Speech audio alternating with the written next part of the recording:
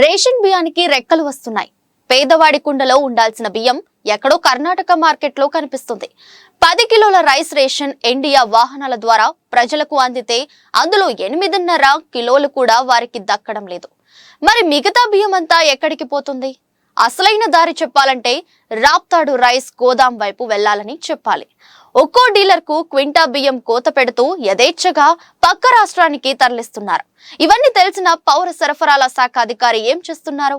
పేదవాడి కడుపు కొడుతూ అక్రమార్జనే ధ్యేయంగా సాగుతున్న బియ్యం అక్రమ వ్యాపారంపై వైఎస్ఆర్ టీవీ స్పెషల్ స్టోరీ.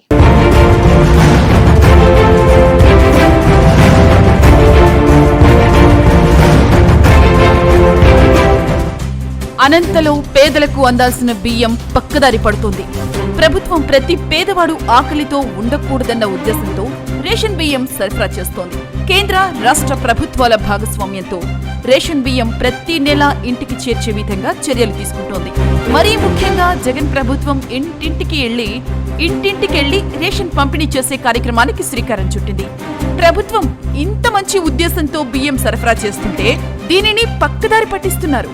ఇంట్లో ఎంతమంది ఉంటే అన్ని 5 కిలోలు చొప్పున బియ్యం సరఫరా అవుతోంది. సాధారణంగా ఇంట్లో 3 వ్యక్తులుంటే 15 కిలోల వరకు బియ్యం అందిస్తారు.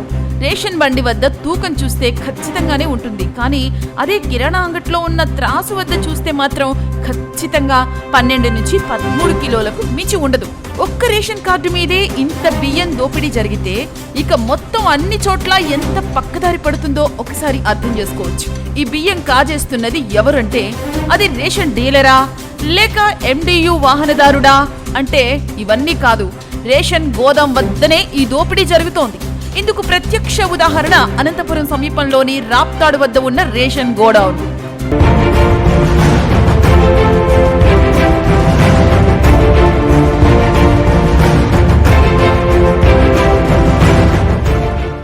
ఇక్కడ రేషన్ గోదాం వద్ద నుంచి చాలా ప్రాంతాలకు బియ్యం సరఫరా అవుతోంది. ఇక్కడ స్టాక్ పాయింట్లు అన్ని ఖచ్చితంగా చూసిన తరువాతే ఎగుమతి చేయాలి. మరి బియ్యం ఎలా పక్కదారి పడుతోందంటే ఇక్కడే బియ్యం బకాసురులు తిష్టవేశారు. గోదాం ఇన్ఛార్జిగా భాష ఉన్నారు. అయితే ఆయన కంటే ఆయన కుమారుడు ఎక్కువగా విధుల్లో ఉంటారు. ఈయన ఆధ్వర్యంలోనే ఇక్కడ బియ్యం రేషన్ డీలర్లకు ఎగుమతి అవుతోంది. ఇక్కడ నుంచి సరఫరా అయ్యే ప్రతి డీలర్ కు కనీసం క్వింటా చొప్పున కోత పడుతోంది. ఒక్కో డీలర్ కు రేషన్ కార్డులను బట్టి బియ్యం సరఫరా చేస్తుంటారు. ఈ బియ్యంలో ఒక్కో డీలర్ కు క్వింటా చొప్పున లాస్ అయితే నష్టాన్ని ఖచ్చితంగా డీలర్ భరించే పరిస్థితి లేదు. అందుకే MDU వాహనాల ద్వారా సరఫరా అయ్యే బియ్యం తూకంలో మోసాలు జరుగుతున్నట్లు స్పష్టంగా అర్థమవుతోంది. అక్కడ ఒక క్వింటా బియ్యం నష్టం జరిగితే ఇక్కడ వాహనదారుల ద్వారా మరింత మోసానికి తెరలేపుతున్నట్లు స్పష్టంగా అర్థమవుతోంది. ఇలా రేషన్ గోదాం వద్ద నుంచి మొదలైన దోపిడీ చివరకు ఒక పేదవాడు తీసుకునే బియ్యం సంచికి రంధ్రం పడుతోంది. ఈ స్థాయిలో దోపిడీ బహిరంగంగా జరుగుతుంటే మరి పౌర సరఫరాల శాఖ అధికారి శోభారాణి ఏం చేస్తున్నారు? ప్రస్తుతం ఇదే ప్రశ్న అందరి నుంచి వినిపిస్తోంది.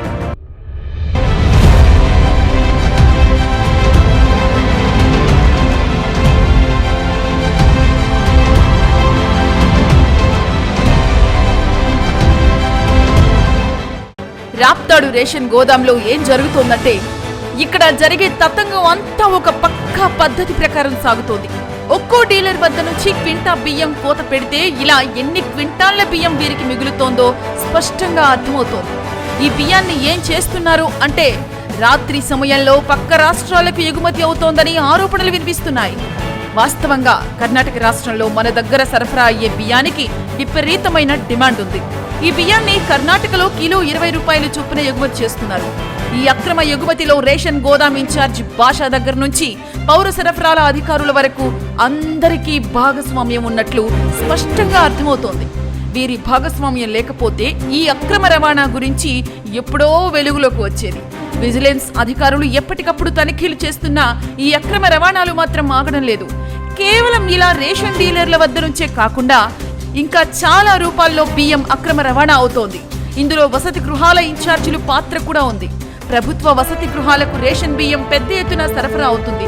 అయితే వారికి కావాల్సిన కోటా కన్నా చాలా తక్కువగా తీసుకుని వెళ్తూ ఉంటారు. విద్యార్థులు ఒక్కోసారి తినని సమయంలో తక్కువ తినే విధంగా ఇలా పలు రకాలుగా మిగిలించి బియ్యాన్ని ఇక్కడే వదిలేసి తక్కువగా తీసుకెళ్తూ ఉంటారు. ఈ బియ్యం మొత్తాన్ని కర్ణాటకకు అక్రమంగా ఎగుమతి చేస్తున్నారు. హాస్టల్ ఇన్ఛార్జీలకు 7 నుంచి 8 రూపాయల చొప్పున చెల్లించి ఇదే బియ్యాన్ని కర్ణాటక ప్రాంతంలో కిలో 26 రూపాయలకు విక్రయిస్తున్నారు.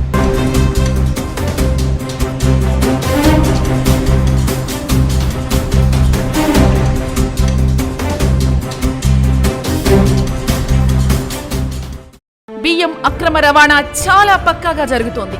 పగటి వేళల్లో అయితే తనిఖీలు ముమ్మరంగా ఉంటాయని భావించి పక్కా ప్లాన్ ప్రకారం ఎగుమతి చేస్తున్నారు. కర్ణాటక వ్యాపారులకు ముందుగానే సమాచారం అందించి రాత్రి వేళ రాప్తాడు రేషన్ గోదాం నుంచి భారీగా తరలిస్తున్నారు. కొన్నిసార్లు ఇక్కడి నుంచి మరో ప్రాంతానికి తరలించి అక్కడి నుంచి బియ్యం అక్రమంగా కర్ణాటకకు తరలిస్తున్నారు. ఈ విషయాన్ని అనునిత్యం పర్యవేక్షించాల్సిన పౌర సరఫరాల శాఖ అధికారి శోభారాణి ఏం చేస్తున్నారో అర్థం కావడం లేదు. ఆమె ఇప్పటి వరకు రేషన్ దుకాణాలను లేదా రేషన్ గోదాములను తనిఖీ చేసిన పరిస్థితి ఎక్కడా కనిపించలేదు. జాయింట్ కలెక్టర్ కేతన్ గార్గ్ ఎప్పటికప్పుడు క్షేత్రస్థాయికి వెళ్లి పరిశీలిస్తున్నారు. కానీ డిఎస్ఓ మాత్రం ఇలాంటి పర్యవేక్షణ ఎక్కడా చేయడం లేదన్న ఆరోపణలు వినిపిస్తున్నాయి.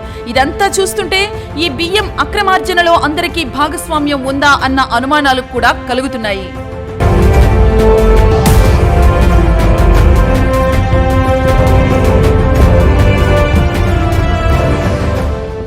ఇలా పేదవాడికి అందాల్సిన బియ్యాన్ని మధ్యలోనే పక్కదారి పట్టిస్తూ లక్షల రూపాయల దోపిడీకి తరలేపారు. జాయింట్ కలెక్టర్ స్థాయి అధికారి దీని పట్ల చాలా నిబద్ధతగా ఉన్నప్పటికీ డిఎస్ఓ దగ్గర నుంచి దీని పర్యవేక్షణ కొరవడింది. రాప్తాడు గోదాంలో బియ్యం అక్రమ రవాణా ఈనాటిది కాదని చాలా మంది ఆరోపిస్తున్నారు. ఇప్పటికైనా దానిపై నిఘా ఉంచుతారా లేదా ఇలా అక్రమ రవాణా సాగుతూనే ఉంటుందా? అధికారులే సమాధానం చెప్పాలి.